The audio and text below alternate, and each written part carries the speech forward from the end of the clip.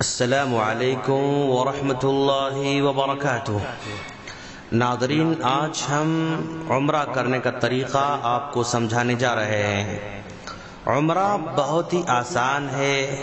عمرہ بس 4 چیزوں کا نام ہے: احرام باندھنا، طواف کرنا، سعی کرنا اور بال کاٹنا۔ بس یوں 1 گھنٹے میں آپ کا عمرہ ادا ہو سکتا ہے۔ چلیے ہم اسی کو ذرا تفصیل سے معلوم کرنے کی کوشش کریں گے۔ احرام باندھنے سے پہلے اگر ضرورت ہو تو بال وغیرہ کاٹ لیں اور غسل کریں اور خوشبو لگائیں، پھر احرام باندھیں۔ مرد کا احرام 2 سفید کپڑے ہیں اور عورت کا احرام اس کا عام لباس ہے۔ عورت کے لیے دستانے پہننا یا نقاب لگانا جائز نہیں ہے۔ اللہ کے رسول صلی اللہ علیہ وسلم کا فرمان ہے، احرام والی عورت نہ نقاب لگائے نہ دستانے پہنے۔ یہ بخاری کی روایت ہے۔ لیکن وہ اجنبی مردوں سے اپنا چہرہ اور دونوں ہاتھ دستانے اور نقاب کے علاوہ دوسرے کپڑے سے چھپائے رکھ سکتی ہے۔ احرام کے لیے کوئی خاص نماز نہیں ہے۔ اگر فرض نماز کے بعد پہن رہا ہے تو اچھی بات ہے۔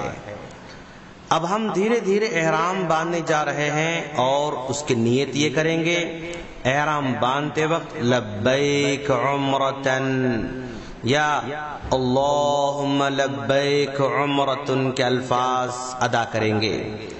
اور اگر خوف لاحق ہو یا عورتوں کے لیے ایام مخصوصہ شروع ہونے کا اندیشہ ہو تو نیت کے ساتھ یہ دعا بھی پڑھ لیں: فَإِنْ حَبَسَنِي حَابِسٌ فَمَحِلِّي حَيْثُ حَبَسْتَنِي۔ اگر کسی عارضے نے مجھے روک لیا تو میری نیت وہاں تک ہی ہے جہاں اس نے روک لیا۔ احرام باندھنے کے بعد تلبیہ پکارنا یعنی لبیک اللہم لبیک لا شریک لک لبیک ان الحمد والنعمت لک والملک لا شریک لک، جس کے معنی آتے ہیں: میں حاضر ہوں اے اللہ، میں حاضر ہوں، میں حاضر ہوں، تیرا کوئی شریک نہیں ہے، یقیناً سب تعریف تیرے ہی لیے ہے، ساری نعمتیں تیری ہی ہیں اور ساری بادشاہت بھی تیری ہی ہے، تیرا کوئی شریک نہیں۔ اس طرح کا تلبیہ کہنا مسنون ہے۔ مرد بلند آواز سے پکاریں گے اور عورتیں پست آواز سے تلبیہ کہتے رہیں گے۔ اب پھر اس کے بعد حرم میں داخل ہونا ہے۔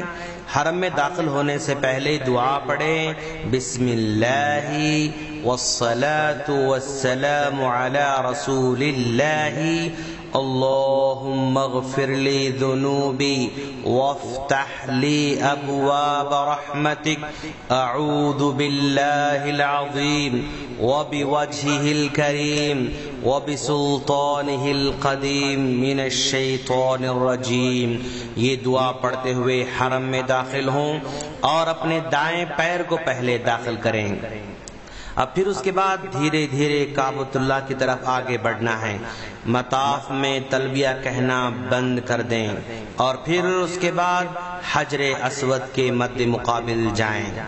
عمرہ کرنے والا طواف کے دوران کعبہ کو اپنے بائیں جانب رکھے گا۔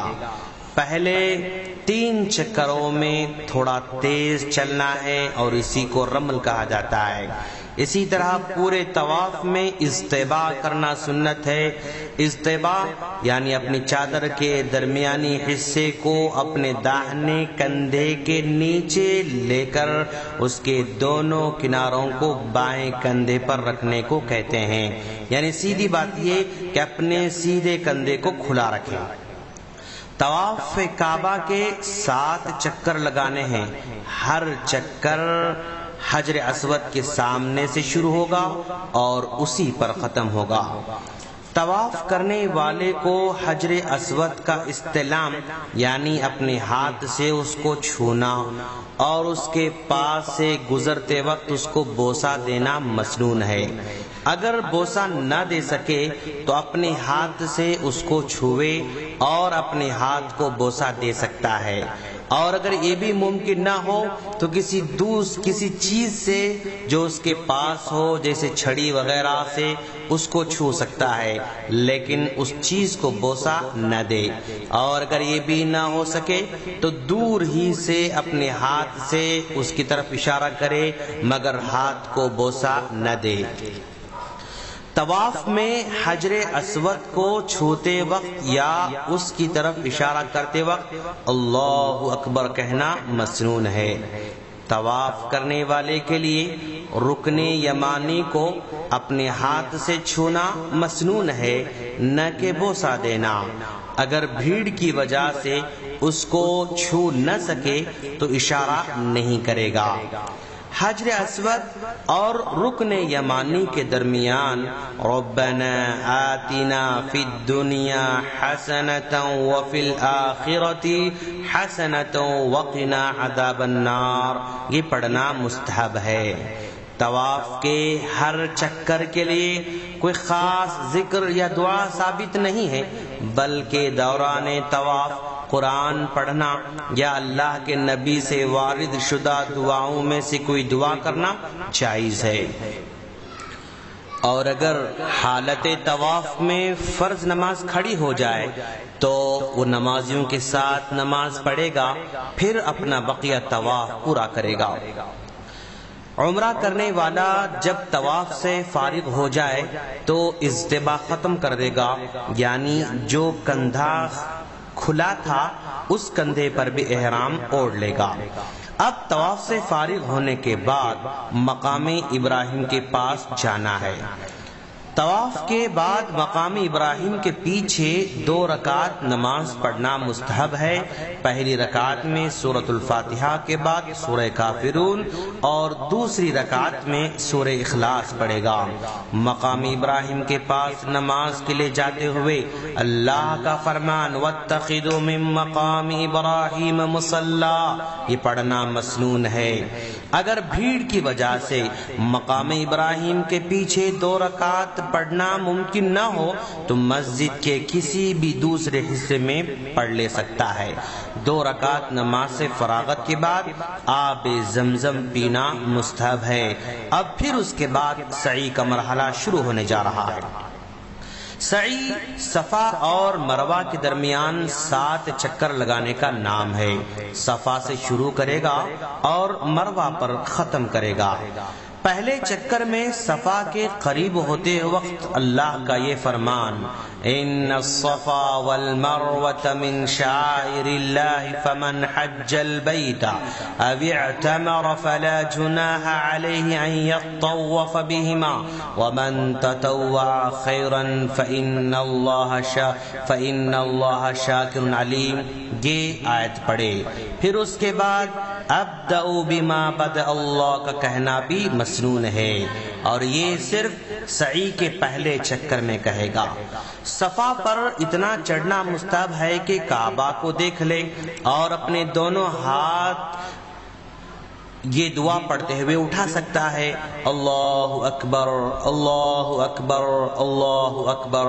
اس کے بعد 3 مرتبہ لا الہ الا اللہ وحدہ لا شریک لہ لہ الملک ولہ الحمد وہو علی کل شیء قدیر، لا الہ الا اللہ وحدہ لا شریک لہ انجز وعدہ ونصر عبدہ وہزم الاحزاب وحدہ، یہ دعا پڑھے اور اس کے بعد جو چاہے دعا کر سکتا ہے۔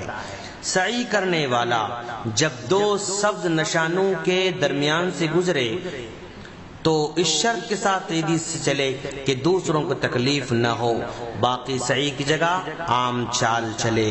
جب مروہ پر جائے تو بھی یہی دعا پڑھے جو یہ دعا پڑھنے کے بعد اپنی جو چاہے دعا کر سکتا ہے۔ سعی کے دوران اس کا احرام اس کے دونوں کندھوں پر ہی رہے گا۔ اگر دوران سعی نماز کھڑی ہو جائے تو پہلے نماز پڑھ لے، پھر اپنی بقیہ سعی مکمل کر لے۔ سعی میں کوئی خاص دعا یا ذکر نہیں ہے، بلکہ جو چاہے دعا کر سکتا ہے۔ سعی کے لیے اگرچہ وضو شرط نہیں ہے، لیکن باوضو ہونا افضل ہے۔ اب اس کے بعد بال کاٹنے کا مرحلہ آنے جا رہا ہے۔ مرد کے بال منڈوانا یا چھوٹے کروانا عمرہ کی واجبات میں سے ہے۔ بالوں کو کاٹنا ان کو چھوٹا کروانے سے افضل ہے۔ نبی کریم صلی اللہ علیہ وسلم نے بال منڈوانے والوں کے لیے 3 بار دعا فرمائی ہے اور چھوٹا کروانے والوں کے لیے 1 بار دعا کی ہے۔ سر کے تمام جانب سے پورے طور پر بال چھوٹا کرنا ضروری ہے۔ ایک طرف کے چھوٹے کرانا جبکہ دوسری طرف کے چھوڑ دینا یہ کافی نہیں ہے۔ عورت اپنے سر کے بال چھوٹے کروائے گی اور وہ اس طرح کہ اپنے بالوں کی ہر چوٹی سے انگلی کے سرے کے برابر کاٹ لے گی۔ بال منڈوا لینے یا چھوٹا کروا لینے کے بعد عمرہ کرنے والا اپنے احرام سے حلال ہو جائے گا اور اس سے اس کا عمرہ پورا ہو جائے گا۔ ہم اللہ سے دعا کرتے ہیں کہ باری تعالیٰ جو بھی عمرہ کرنے جا رہے ہیں ان کو سنت کے مطابق عمرہ کرنے کی توفیق عطا فرما، آمین۔ ناظرین، آپ جب بھی عمرہ کرنے جائیں گے تو ہمیں اپنی دعاؤں میں ضرور یاد رکھنا اور ہماری خیر کی ضرور دعائیں کرتے رہنا۔